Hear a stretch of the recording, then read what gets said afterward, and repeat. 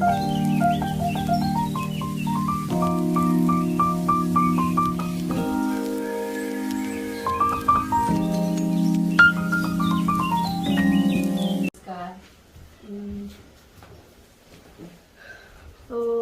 आपको क्या दिक्कत थी मैडम?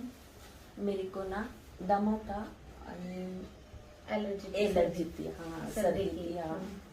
तर मैंने वो बॉटल ली। कितने सालों से थी आपको वो बीमारी? बीमारी ना मेरे को 17 साल से थी, 27 साल से थी। 27 साल से हाँ। थी, अच्छा। तर आपने बहुत सारी ट्रीटमेंट भी करवाई होंगी बहुत करवाई मैंने। क्या क्या डॉक्टर क्या बोले उसके बारे में? डॉक्टर कुछ नहीं बोले, वो बोले तेरे को तुमको पंप लेना पड़ेगा। हाँ, और वो दमे की गोली दी थी मेरे को, वो खाना पड़ेगा। वो कितने टाइम खाना पड़ेगा बोले? वो दमे की गोली एक टाइम खाती थी मैं, ज्यादा होने के बाद पंप रोज लेती थी मैं। हर रोज लेती थी। फिर भी थोड़ा सा जीना चढ़ा तो भी आपको सांस चढ़ती थी? सांस चढ़ती थी। तर मैंने बोतल ली सर्दी की थे। हाँ, तर उसने मेरे को सर्दी को बहुत फर्क पड़ गया। अच्छा अच्छा। लेकिन डॉक्टर जब दवाई देते थे आपको उससे कितना आराम पड़ता था? आराम वो थोड़ा सा आराम पड़ता था, पर सार की सर्दी थी मेरे को। फिर मतलब आप गोलियां लेते थे, पंप भी लेते थे, लेकिन वो उतना लिमिटेड टाइम था कि आपको उसमें से राहत मिलती थी, है ना? थोड़ी सी राहत मिलती थी तभी, थोड़ी सी। बाकी कुछ भी नहीं, वो प्रॉब्लम चालू ही था। डोळे को म्हणजे पाणी चल रहा था, आंखों से भी पाणी आता था। पाणी म्हणजे ती सारखी सर्दी ना, खूप असं डोळे चोळायला लागायचं मला। आणि सारखी सर्दी, सारख्या शिंका, पूर्ण डोकं जाम व्हायचं माझं। तिथे दुकानावरती सारखी धूळ असायची, त्या धुळीने सारखी एलर्जी यायची। धूल की वजह से आपकी आंखों में भी पानी आता था, मतलब जलन भी होती थी और नाक पैक हो रहता था। पैक म्हणजे और नाक पैक होता था भी, छाती भी ज्यादा भरी भरी रहती थी, म्हणजे साधा कप रहता था मेरे को। मतलब छाती में बहुत सारा कप जमा होता था, कप रहता था।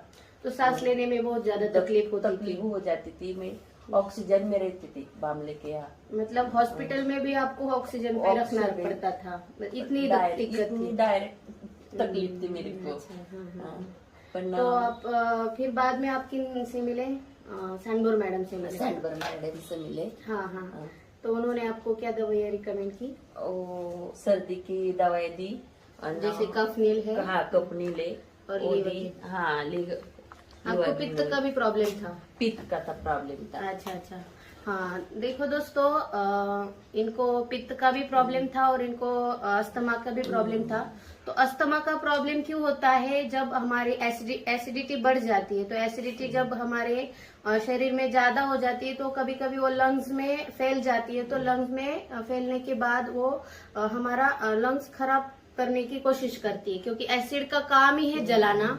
तो हमारे लंग्स को दिक्कत करती है, तो अस्थमा का प्रॉब्लम होता है। और धीरे धीरे जब हम उसके तरफ ज्यादा ध्यान नहीं देते हैं और थोड़ा सा मतलब हम मेडिकल पे ज्यादा फोकस करते हैं, तो भी हमें वो उतना राहत नहीं मिलता है। लेकिन अभी मैडम को बहुत अच्छा सा रिजल्ट आया है हमारे। उन्होंने कुछ आयुर्वेदिक दवाइयाँ ली थी एलिमेंट वेलनेस की, जैसे कि ये लीवगेन है, जो क्या करता है, एसिडिटी को खत्म करता है और हमारा लीवर का पूरा प्रोटेक्शन करता है। और उसके बाद उन्होंने लिया था ये कफनील है, ये क्या करता है, उनको जो मतलब लंग्स में बहुत सारे कफ भर जाता था, तो ये कफ बाहर निकालने के लिए उन्होंने ये कफनील लिया।